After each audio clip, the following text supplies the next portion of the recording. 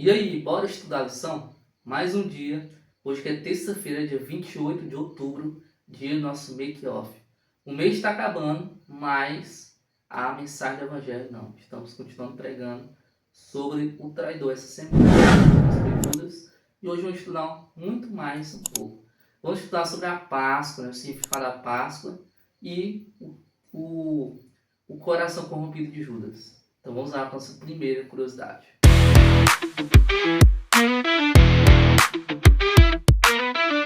Então vamos estudar sobre a Páscoa. A Páscoa é comemorada desde o Egito, da libertação dos hebreus para o Egito.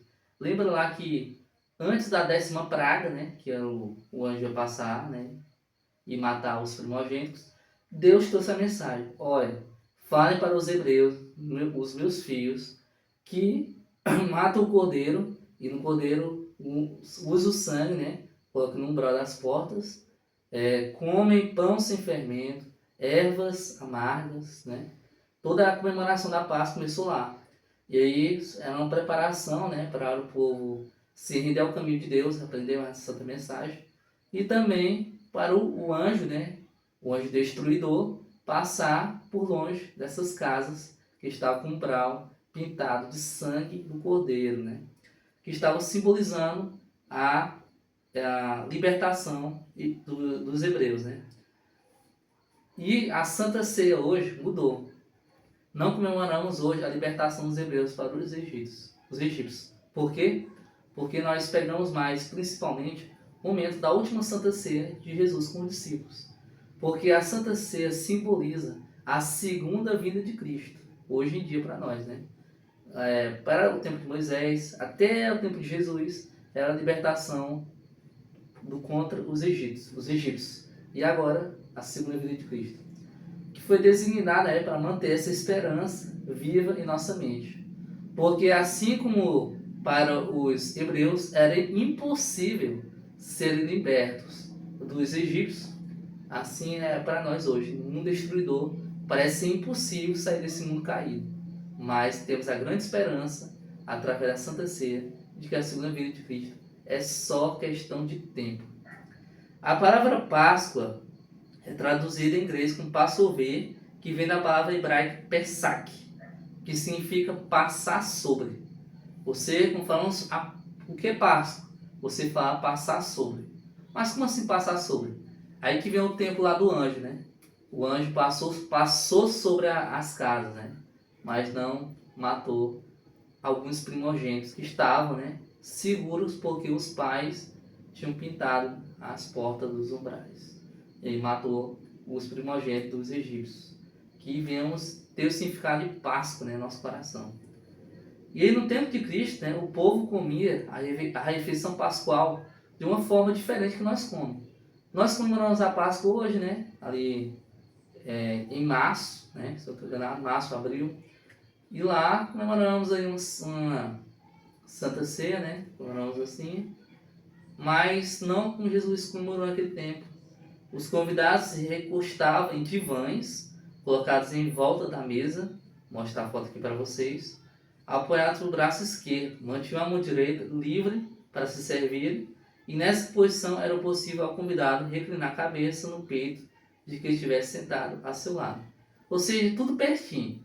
Eles estavam todos perto, e acaba, muitas vezes nós vemos uma imagem, né, ali na casa dos nossos avós, na igreja, uma coisa assim, de um homem assim, com o peito coisado para Jesus, que era no caso Judas, né, que acabou o beijando, ou seja, significando por que isso aconteceu, né. Então vamos lá para a nossa segunda curiosidade.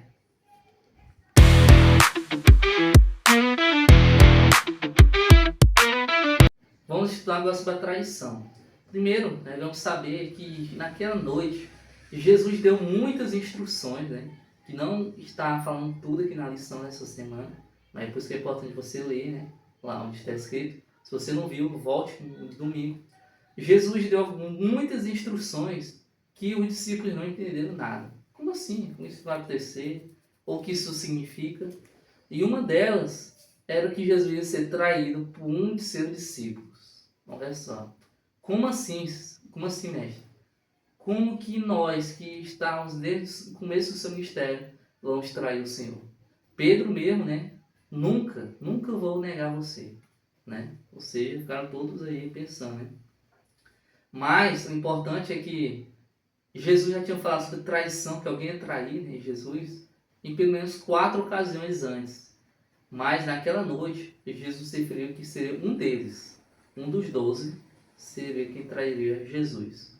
E aí que trouxe mais aflição ao coração dos discípulos, se perguntando quem seria esse grande traidor.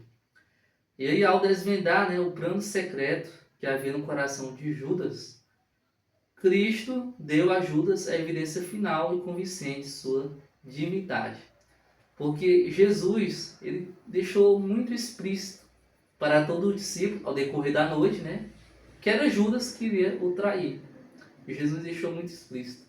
E aí, quando Judas percebeu de que todos já sabiam que Judas iria trair Jesus, Judas não teve outra opção, né? Judas saiu do recinto da ceia sagrada e foi completar a sua obra de traição, né? Foi lá dizer onde Jesus estava e no final nós conhecemos, né? Prenderam Jesus e lá ele foi condenado, lá ele foi açoitado, né? Humilhado e depois foi crucificado, morto, mas depois ressuscitou em nome do Senhor Jesus. Então, o que podemos aprender sobre Judas?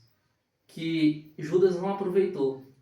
Ele tinha até o último segundo que Jesus deu de chance de arrependimento. Mas Judas não dá. Eu cheguei muito longe, o coração não se rendeu, o coração não se transformou e acabou acontecendo isso, né? Então, que venhamos aceitar. Jesus nos dá muitas chances mesmo assim, de arrependimento. Até o último segundo nós temos chance. Mas não sabemos o dia de amanhã, não sabemos. Então, a escolha agora, escolha servir Jesus. Amém? Feche seus olhos, vamos orar. Senhor, agradecemos mais conteúdo. Obrigado, Senhor, por o Senhor estar conosco todos os momentos e que o Senhor quer o nosso melhor cada dia. Mas que venhamos aceitar o seu caminho, em nome do Senhor Jesus. Amém.